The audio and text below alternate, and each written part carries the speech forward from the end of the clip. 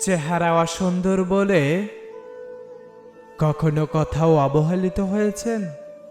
হয়েছেন, হয়েছেন। অনেকবার আয়নার সামনে নিজেই নিজের কাছেও অপমানিত হয়েছেন। আমি না হয় সেই মানুষগুলার কথা নাই বললাম, যে মানুষগুলা চেহারা দেখে বন্ধুত্ব করে, যে মানুষগুলা ভালোবাসে চেহারা দেখে, যে মানুষগুলা আপনার যোগ্যতাও যাচাই করবে আপনার চেহারা দেখে। আচ্ছা, কালো মানুষরা কি মানুষের ভালোবাসা পেতে পারে না? কালো মানুষটা কি ভালোবাসতে জানে না? কালো মানুষটা কি বন্ধু হতে পারে না? আমি কখনো বন্ধুত্ব নির্বাচনে কখনো চেহারা দেখিনি। পকেটে টাকা না থাকলে যেমন আপনি মানুষের অবহেলিত হবেন, তেমনি আপনার সৌন্দর্য চেহারা না থাকলে আপনি ঠিক সেইভাবেই বিতাড়িত হবেন। একটা চাকরি করতে গিয়েছেন, সেখানে ও আগে সৌন্দর্যের কদর করবে।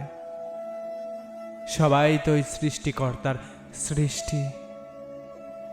আপনি কথাগুলো শুনছেন, আপনি নীরব হয়ে আছেন।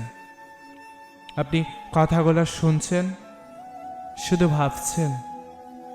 মাঝে মাঝে নিজের কাছে প্রশ্ন হয়, সৃষ্টিকর্তা আমাকে এমনভাবে কেন সৃষ্টি করলেন? সৃষ্টির সবকিছুই তো সুন্দর, তাহলে আমি কেন অসুন্দর? না, আপনি অসুন্দর নয়। সৃষ্টিকর্তার প্রত্যেকটা সৃষ্টির মধ্যে থাকে লুকানো রহস্য। আপনিও ঠিক তেমনি একটা রহস্য পাত্র। আপনার সৌন্দর্যের মধ্যেও রহস্য আছে।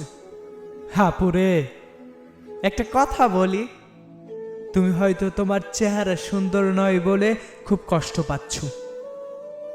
তুমি কি জানো, শুধু ওই চেহারা সুন্দর বলে আজ হাজারো মেয়ে অভিশপ্ত নিজেকে নিজে ক্ষমা করতে পারছে না। সৌন্দর্য বিলিয়ে দিয়ে আজ সে নিঃস্ব। যেন ওই সৌন্দর্য একটা সময় থাকবে না। কত বছর থাকবে তুমি জানো না?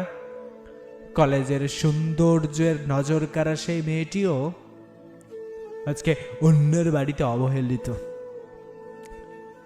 তুমি তোমার সংসারটি আগলে রেখেছ, হয়তো সেভাবে আনন্দ, উচ্ছ্বাস, মূল্য, সম্মান, হয়তো ভালোবাসাটুকু সেভাবে পাও না। কিন্তু ওই মেয়েটার মতো তো মধ্যরাতে কারো একজনের কাছে ঠকে গিয়ে ফুফিয়ে ফুফিয়ে কান্না করো না। তোমার সব অভিযোগগুলো না হয় ওই সৃষ্টিকর্তার কাছেই জ্ঞাপন করো। তাকেই জানাও তোমার সব অভিযোগগুলো। তিনি শুনবেন, তিনি সবকিছু শুনবেন। একটা পিঁপড়ার হেঁটে চলা পায়ের শব্দ যদি তিনি শুনতে পান, তাহলে তোমার মনের অনুভূতি কেন শুনতে পারবেন না?